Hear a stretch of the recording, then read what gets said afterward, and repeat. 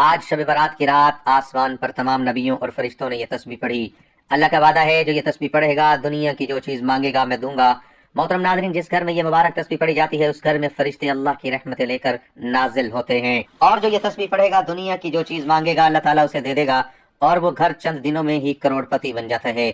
جس شخص کا کاروبار ٹھپ ہو چکا ہو اور رزق اس کے گھر میں آنے کا سوچ نہیں رہا، یہ ایک تسبیح کا وظیفہ بتائے گا، طریقے کے مطابق کر لے گا، انشاءاللہ تعالیٰ وہ گھرانہ خوشحال ہو جائے گا۔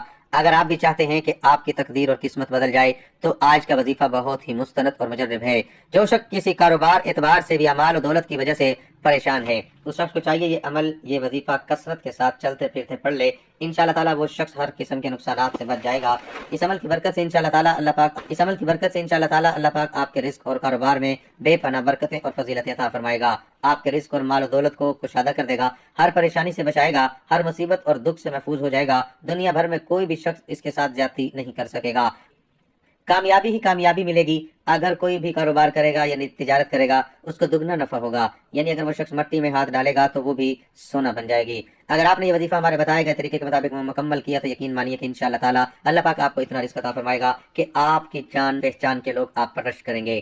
جب آپ اس عمل کو کریں گے تو انشاءاللہ تعالیٰ اللہ پاک کے فضل و کرم سے آپ کو بھی یقین ہو جائے گا، اور پھر آپ خود بھی یہ وظیفہ کریں گے اور پھر دوسرے لوگوں کو بھی بتائیں گے کہ مجھے اس وظیفے نے مالا مال کر دیا اور اب اللہ تعالیٰ نے مجھ پر اپنا کرم کیا ہے اور میرا رزق میرے لیے۔ قرآن مجید کے اندر ایک سورت کی آیت ہے، اس کی آپ نے تسبیح کرنی ہے۔ اس سورت کی آیت سے اللہ پاک کو اتنی محبت ہے، یہ تسبیح اللہ کو بہت عزیز ہے، اور یہ تسبیح اللہ کو اتنی پسند ہے کہ جو میرا بھائی، جو میری بہن اور میرے بھائی شب برات کی رات اس سورت کو پڑھ کر اللہ سے ہاتھ اٹھا کر دعا مانگتا ہے، اس کی دعا فوراً قبول ہو جاتی ہے۔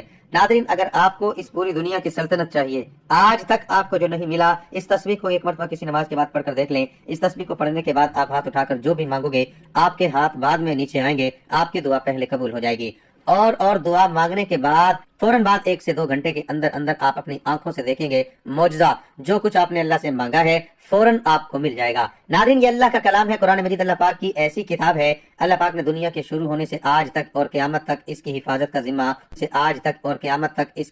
کا ذمہ خود لے رکھا ہے۔ یعنی جب سے یہ کائنات بنی ہے 4 کتابیں نازل ہوئی ہیں، تورات، زبور، انجیل اور قرآن پاک۔ بقیہ جو 3 کتابیں ہیں ان میں تبدیلی ہو چکی ہے، اب اس پر عمل کرنا ہمارے لیے خطرے سے خالی نہیں ہے، لیکن واحد قرآن مجید ایک ایسی کتاب ہے جس کی حفاظت کا ذمہ اللہ نے لے رکھا ہے۔ قرآن میں فرماتا ہے، میں جسے چاہوں بیٹے عطا کروں، جسے چاہوں بیٹیاں عطا کروں، جسے چاہوں دونوں عطا کر دوں، جسے چاہوں کچھ بھی نہ عطا کروں، جسے چاہوں عزت دوں، جسے چاہوں ذلیل کر دوں، جس کو چاہے رزق دوں، جسے چاہوں رزق تنگ کر دوں۔ تو ناظرین، یہ میرے اللہ نے قرآن میں واضح آیات میں بتا دیا ہے۔ قرآن مجید کی ایک ایک جو آیات ہے، ایک ایک جو زیر زبر ہے، پیش ہے، وہ حق ہے، سچ، اور ان قرآن مجید میں اتنی برکت ہے، اتنی طاقت ہے کہ ایک مرتبہ اگر اس قرآن کو جو شخص اپنے سینے سے لگا لیتا ہے تو پھر اس دنیا کی کوئی چیز ایسی نہیں ہے جو اس کو حاصل نہ ہوگی، اور اس کی تمام تر پریشانیاں ختم ہو جائیں گی۔ ناظرین، آج قرآن مجید کی اگر آپ کو دنیا کی ضرورت ہے، پیسوں کی شدید ضرورت ہے، آپ کو ذاتی گھر کی شدید ضرورت ہے، ذاتی گھر ایک اہم ترین چیز ہے ناظرین، اور آج کے جدید دور میں اور آج کے اس مادی دور میں سمجھتا ہوں خوش نصیب لوگ ہیں کہ جن کا ذاتی گھر ہے، جن کا نہیں ہے۔ آج اس عمل کو کر کے ایک مرتبہ ہاتھ اٹھا کر اللہ سے مانگ لو، آپ کو 1 مہینے کے اندر اندر آپ کا ذاتی گھر مل جائے گا، کیونکہ کرائے کے گھر میں رہنا ایک بہت بڑی پریشانی ہے۔ ناظرین، ہر گھڑی دل میں آتا ہے کہ اب مالک مکان آئے گا اور وہ کہے گا کہ سامان اپنا نکال دو، اور کیونکہ ہم خود اس گھر میں شفٹ ہو رہے ہیں، یا پھر بعض اوقات ایسا بھی ہوتا ہے کہ مالک مکان کو آپ کی کوئی بات یا آپ کی کوئی حرکت پسند نہیں آتی اور وہ اپنے دل کی تسلی کے لیے آپ کو اپنے گھر سے نکال دیتا ہے۔ ہر سال یہ فکر میں ستاتی ہے کہ اگلے سال کہاں منتقل ہوں گے، اور گھر کی جو منتقلی ہے یہ بھی ایک بڑی مصیبت ہے۔ ناظرین، اس کے علاوہ وہ اگر آپ بیمار ہیں، آپ اپنے علاج کروانا چاہتے ہیں، اچھے ڈاکٹر کو اپنا چیک اپ کروانا چاہتے ہیں، اس عمل کو کرنے کے فوراً بعد اللہ پاک آپ کے رزق کو وسیع اور کشادہ فرما دے گا۔ آپ کو اتنی دولت ملے گی کہ آپ اس دنیا کے مہنگی ترین ہسپتالوں میں اپنا علاج کروا سکیں گے، اور معیاری کھانا کھا سکیں گے، اچھے گھر میں رہ سکیں گے، اچھے لباس پہن سکیں گے، اور آپ کا جو ایک ذاتی جو شاندار سواری ہے، آپ کو ایک اچھی گاڑی ملے گی۔ کاروبار میں برکت اتنی ہوگی کہ آپ دن دگنی رات چگنی ترقی کریں گے۔ محترم ناظرین اکرام، آپ نے یہ وظیفہ صرف اور صرف اللہ پاک کی ذات پر ہی مکمل یقین کرتے ہوئے کرنا ہے۔ پھر جب آپ لوگ یہ وظیفہ کر لو گے تو آپ خود اپنی آنکھوں سے معجزہ دیکھو گے۔ بے شک آپ کے نوکری کے مسائل دولت یا روپے پیسوں کے مسائل ہوں، یا گھر میں رشتوں کے مسئلے ہیں، اور گھر میں بیٹیاں جوان بیٹھی ہیں اور کسی اچھی جگہ ان کا رشتہ نہیں ہو رہا، یہ وظیفہ اتنا مجرب اور آزمودہ ہے، انشاءاللہ تعالیٰ فوری اثر کرے گا۔ اللہ والو، ہم نے اس دنیا کو اولین ترجیح دے دی ہے اور دین کو ہم نے پیچھے چھوڑ دیا۔ ہماری ناکامی کی ایک بڑی وجہ یہ ہے کہ ہم نے اللہ اور اللہ کے نبی صلی اللہ علیہ وسلم کا بتایا ہوا راستہ چھوڑ دیا ہے اور دنیا کے پیچھے ایسے بھاگ رہے ہیں، نہ فرض نماز کی فکر ہے، نہ تلاوت قرآن کی فکر ہے، نہ صدقہ اور خیرات کی فکر ہمیں ستاتی ہے، اور بعد میں پریشان رہتے ہیں اور ادھر ادھر ہم پھر سر پھٹکتے ہیں کہ ہمیں یہ کیا ہو رہا ہے، ہمارے ساتھ ہماری تو زندگی دشوار ہو رہی ہے۔ تو ناظرین، اس مشکل وقت سے نکلنے کا ایک راستہ آپ کو بتا رہا ہوں، اللہ کی قسم اگر آپ نے عمل کر لیا ساری زندگی آپ اس بندہ ناچیز کو دعا دیں۔ محترم ناظرین، اسلام ایک ایسا دین ہے جو انسان کو ہر لمحہ اللہ تعالیٰ کی طرف پلٹنے، اپنی کوتاہیوں پر ندامت کے ساتھ معافی مانگنے اور اپنی زندگی کو سنوارنے کا موقع عطا کرتا ہے۔ اللہ رب العزت کی رحمت اتنی وسیع ہے کہ وہ بندے کو بار بار موقع دیتا ہے کہ وہ گناہوں کی دلدل سے نکل کر ہدایت کے راستے پر آ جائے۔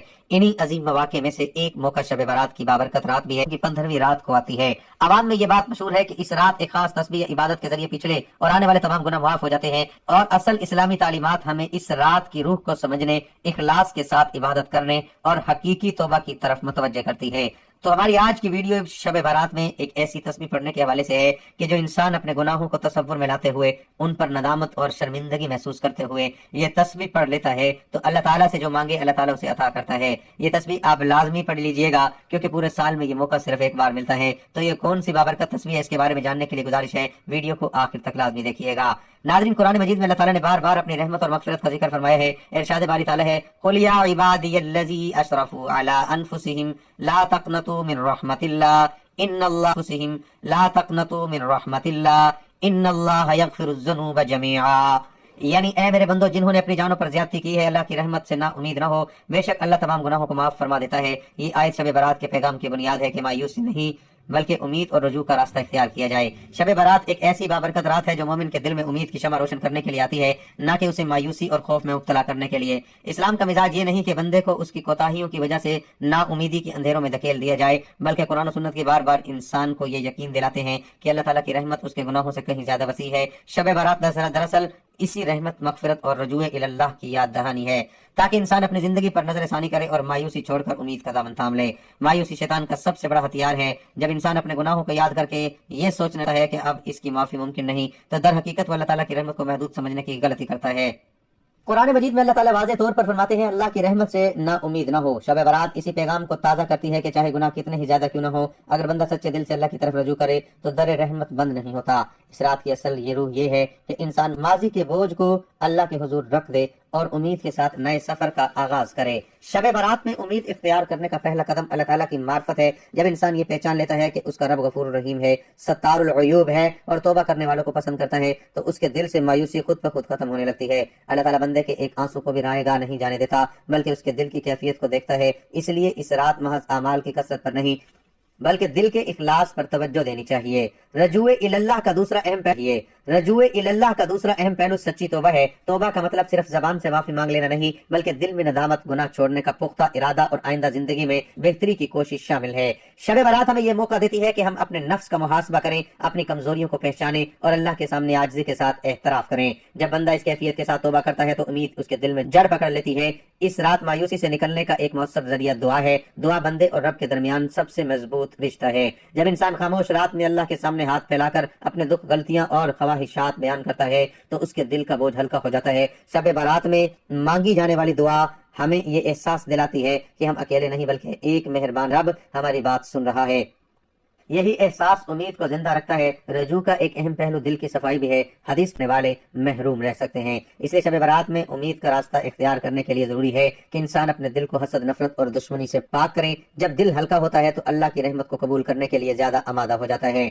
شب برات ہمیں یہ بھی سکھاتی ہے کہ رجوع اللہ محض ایک رات کا عمل نہیں بلکہ زندگی بھر کا سفر ہے۔ یہ رات ایک سنگ میل ہے جہاں سے نئی شروعات کی جا سکتی ہے۔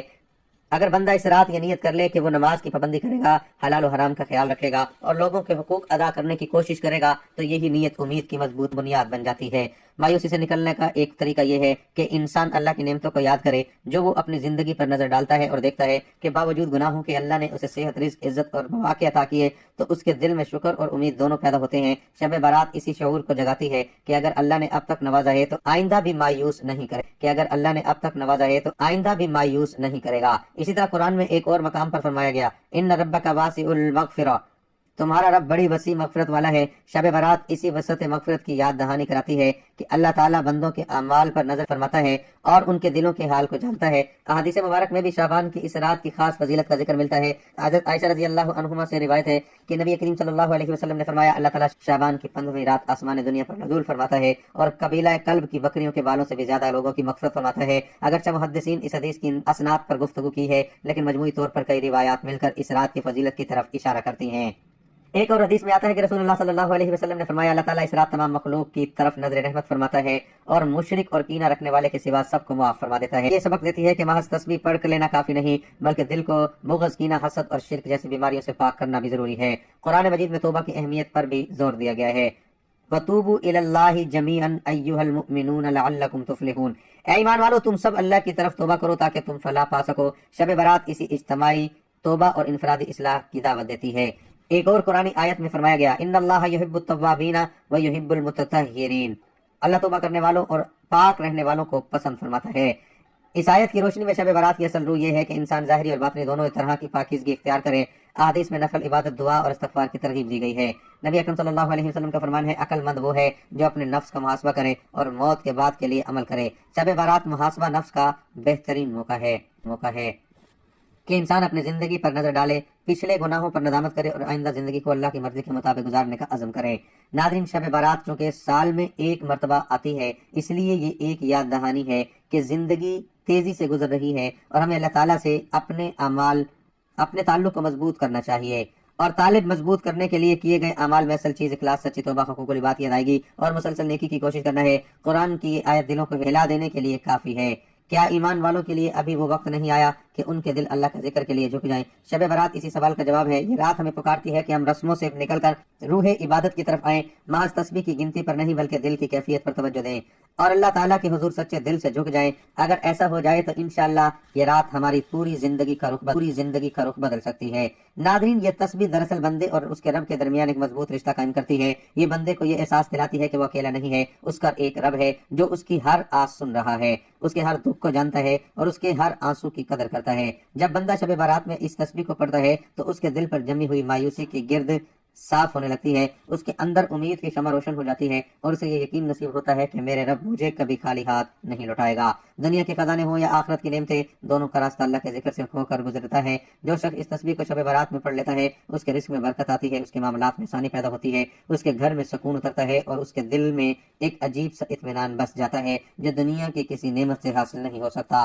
یہ تسبیح انسان کو عاجزی سکھاتی ہے، اسے اپنے رب کے سامنے جھکنے کا سلیقہ عطا کرتی ہے اور دیتا ہے۔ شب برات میں اس تسبیح کی اہمیت اس لیے بھی بڑھ جاتی ہے کہ یہ رات اللہ کی رحمتوں کا موسم بہار ہے۔ یہاں کی گئی تھوڑی سی عبادت بھی بے حساب اجر کا سبب بنتی ہے۔ خوش نصیب انسان ہی یہ تسبیح پڑھ سکیں گے۔ یہ دراصل ایک حقیقت کی طرف اشارہ ہے کہ اللہ جسے چاہتا ہے اپنے ذکر کی طرف کھینچ لیتا ہے۔ کتنے ہی لوگ ہیں جو زندگی میں سب کچھ رکھتے ہیں مگر ذکر الہی سے محروم ہیں، اور کتنے ہی ایسے ہیں جن کے پاس دنیاوی اعتبار سے کچھ نہیں مگر ان کا دل اللہ کے ذکر سے مالا مال ہے۔ یہی اصل دولت ہے، یہی وہ خزانہ ہے جو نہ کبھی ختم ہوتا ہے اور نہ کبھی چھن سکتا ہے۔ یہ تسبیح بندے کو یہ شعور دیتی ہے کہ اصل کامیابی دنیا کی چمک دمک میں نہیں بلکہ رب کی رضا میں ہے۔ جب انسان شب برات میں اس تسبیح کو پڑھتا ہے تو آہستہ آہستہ اس کی سوچ بدلنے لگتی ہے، اس کے معیار زندگی بدلنے لگتے ہیں اور وہ دنیا و آخرت کی تیاری کی جگہ سمجھنے لگتا ہے۔ یہی وہ مقام ہے جہاں سے انسان کی حقیقی کامیابی کا آغاز ہوتا ہے۔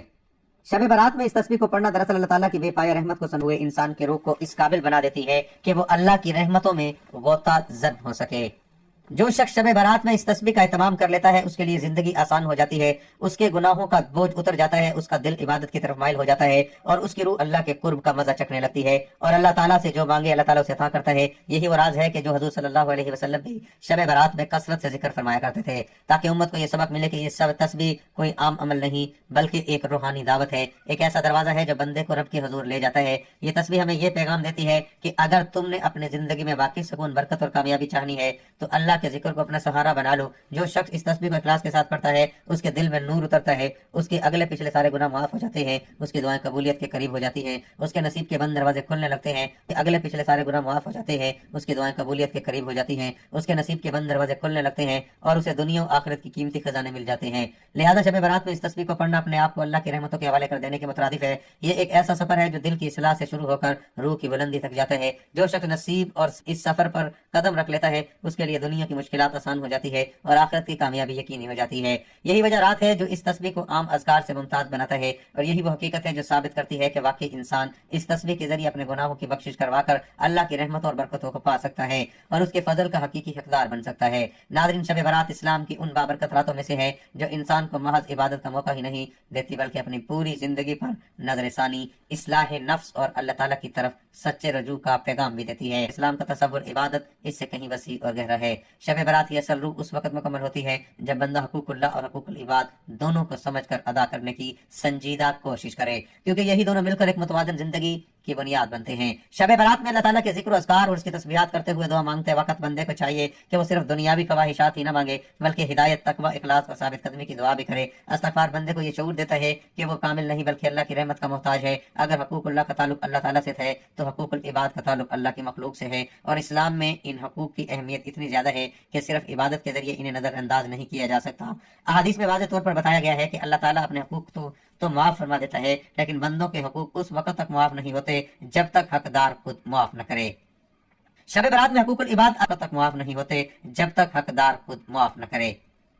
شب برات میں حقوق العباد ادا کرنے کا پہلا قدم دل کی صفائی ہے۔ دل میں کینہ، حسد، بغض، نفرت اور انتقام کا جذبہ رکھنا انسان کو اللہ کی رحمت سے دور کر دیتا ہے۔ اس رات اگر بندہ خلوص کے ساتھ یہ فیصلہ کر لے کہ وہ اپنے دل سے یہ دشمنیاں نکال دے گا اور لوگوں کو معاف کرے گا تو یہ عمل محض اخلاق نہیں بلکہ ایک عظیم عبادت ہے۔ حقوق العباد میں والدین کے حقوق سب سے نمایاں ہیں۔ شب برات میں والدین کے لیے دعا کرنا، ان سے معافی مانگنا، ان کی خدمت کا عزم کرنا، اور اگر وہ دنیا میں موجود نہ ہو تو ان کے لیے ایصال ثواب کرنا ایک بہت بڑی نیکی ہے۔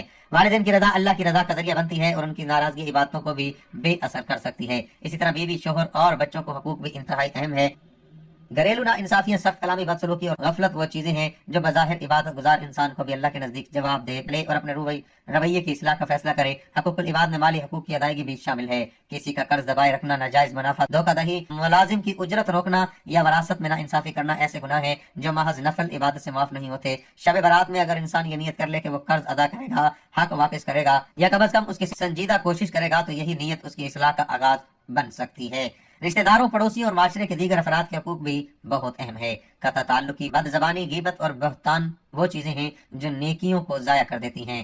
شب برات میں صلح رحمی کا عزم، ناراض رشتہ داروں سے رابطہ اور تعلقات کی بحالی کی کوشش حقوق العباد کی ادائیگی کا عملی راستہ ہے۔ اسلام ہمیں یہ نہیں سکھاتا کہ صرف عبادت کر کے ہم انسانوں کے حقوق نظر انداز کر دیں، اور نہ ہی یہ کہ صرف سماجی خدمت کر کے عبادت سے غافل ہو جائیں۔ شب برات کا عمل پیغام یہی ہے کہ دونوں کے درمیان توازن قائم کیا جائے۔ اگر کوئی شخص رات بھر نوافل پڑھے اور تسبیحات کرتا رہے لیکن لوگوں کو تکلیف پہنچاتا رہے تو اس کی عبادت ادھوری ہے، اور اگر کوئی صرف اخلاقیات کی بات کرے مگر اللہ سے تعلق کمزور ہو تو وہ بھی عدم توازن کا شکار ہے۔ شب برات ہمیں یہ سکھاتی ہے کہ اصل کامیابی اسی میں ہے کہ ہم اللہ کے ساتھ اپنا تعلق مضبوط کریں اور اس کی مخلوق کے ساتھ انصاف، رحم اور حسن سلوک کا معاملہ کریں۔ یہی توازن ایک صالح معاشرے اور کامیاب آخرت کی بنیاد ہے۔ محترم ناظرین، 15 شعبان کی رات شب برات بڑی برکتوں والی اور مغفرت والی رات ہے۔ بڑے مقدر والے وہ لوگ ہیں جن کو اللہ تعالیٰ نے ایمان کی حالت میں یہ رات عطا کی۔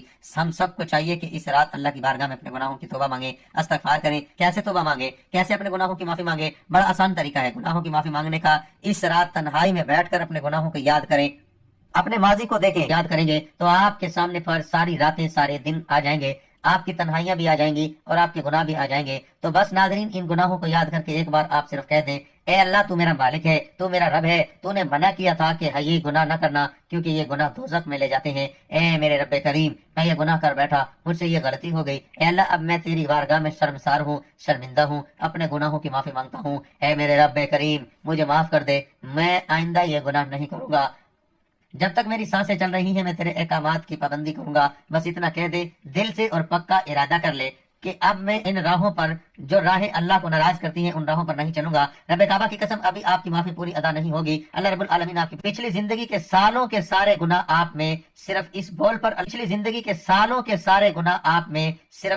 پر اللہ مجھ سے غلطی ہو گئی، میں توبہ کرتا ہوں، آئندہ نہیں کروں گا، معاف فرما دے گا۔ میرا رب اتنا کریم ہے کہ آپ کے سارے پچھلے گناہ معاف فرما دے گا۔ محترم ناظرین، اپنے گناہوں پر ندامت کرتے ہوئے ضرور توبہ کرنا، اس رات کی برکتوں سے ضرور فائدہ اٹھائیے گا۔ یہ بڑی عظیم رات ہے، یہ وہی رات ہے جس رات آنے والے سال میں جو لوگ فوت ہو جائیں ان کا نام لکھ کر فہرست فرشتوں کو تھما دی جائے گی۔ اس آنے والے سال میں ہم میں سے کس کس کا نام لکھ دیا جائے، اس سال میں کون دل کے دورے سے یا کسی بیماری سے مر جائے گا، کوئی پتہ نہیں، اور ہم نے ابھی امیدیں لگائی ہوئی ہیں کہ میں 70 سال تک جیوں گا، پتہ نہیں کس کس کے نام کا پتہ اس رات کٹ جائے گا۔ تو اس رات کو غنیمت چاہیے، اس کا فائدہ اٹھائیے، تو اس رات میں تنہائی میں بیٹھ کر ہاتھوں کو جوڑ کر جھولی پھیلا کر اپنے رب سے صلح ضرور کیجیے گا، پتہ نہیں یہ رات پھر نصیب ہو یا نہ ہو۔ تو ناظرین محترم، وقت کی نزاکت کو مد نظر رکھتے ہوئے چلتے ہیں عمل کی جانب، اور آپ کو بتاتے ہیں اس تسبیح کے بارے میں کہ شب برات کی عظیم رات میں پڑھی جاتی ہے، کہ جس کے پڑھنے سے دنیا کی جو چیز مانگے گا اللہ تعالیٰ اسے عطا کرے گا، کیونکہ یہ تسبیح شب برات کی رات آسمان پر تمام نبیوں اور فرشتوں نے تسبیح پڑھی۔ اللہ کا وعدہ ہے جو یہ تسبیح پڑھے گا دنیا کی جو چیز مانگے گا دوں گا۔ اور اس تسبیح کو آپ نے کب، کہاں، کیسے اور کتنی تعداد میں پڑھنا ہے یہ مکمل تفصیل بتانے لگا ہوں، توجہ سے سنیے گا اور اتنی ہی تعداد میں اس تسبیح کا عمل ضرور کر لیجیے گا۔ تو ناظرین، آپ نے یہ عمل شعبان کی 15ویں رات میں نماز مغرب سے لے کر صبح طلوع فجر تک کسی بھی وقت کر لینا ہے۔ آپ کے پاس پوری رات موجود ہے، آپ چاہیں تو مغرب کی نماز کے بعد بھی یہ عمل کر سکتے ہیں، چاہے تو عشاء کی نماز کے بعد یا رات کے کسی بھی حصے میں اللہ تعالیٰ پر کامل یقین اور اپنے گناہوں پر شرمندہ ہوتے ہوئے آپ نے سب سے پہلے حضور پاک صلی اللہ علیہ وسلم کی ذات اقدس پر درود پاک کا نذرانہ پیش کرنا ہے۔ درود پاک آپ کوئی سا بھی پڑھ سکتے ہیں، آپ صلی اللہ علیہ وسلم پڑھ لیں، آپ صلی اللہ علیہ وسلم میرے ساتھ درود پاک پڑھ لیں۔ اللہم صلی علی محمد وعلی آل محمد کما صلیت علی ابراہیم وعلی آل ابراہیم انک حمید مجید۔ اللہم بارک علی محمد وعلی آل محمد کما بارکت علی ابراہیم وعلی آل ابراہیم انک حمید مجید۔ درود پاک پڑھنے کے بعد آپ نے سب سے پہلے اللہ تعالیٰ کے یہ 3 مبارک نام پڑھ لینے ہیں، یا غنیو، یا مغنیو، یا باسطو۔ ان 3 مبارک ناموں کی مکمل ایک تسبیح آپ نے پڑھ لینی ہے۔ آپ ہاتھوں کی انگلیوں پر گن کر پڑھ لیں، یہ تسبیح کے دانوں پر مکمل 100 مرتبہ یہ 3 نام پڑھ لیں، تینوں کو ملا کر پڑھیں گے تو ایک شمار ہوگا۔ تو آپ نے اس کی مکمل ایک تسبیح پڑھنے کے بعد آپ نے 71 مرتبہ یہ آیت پڑھ لینی ہے، ان اللہ علی کل شیء قدیر۔ یہ آیت پڑھنے کے بعد اتنا ہی درود پاک پڑھنا ہے جتنا وظیفہ شروع کرنے سے پہلے پڑھا تھا۔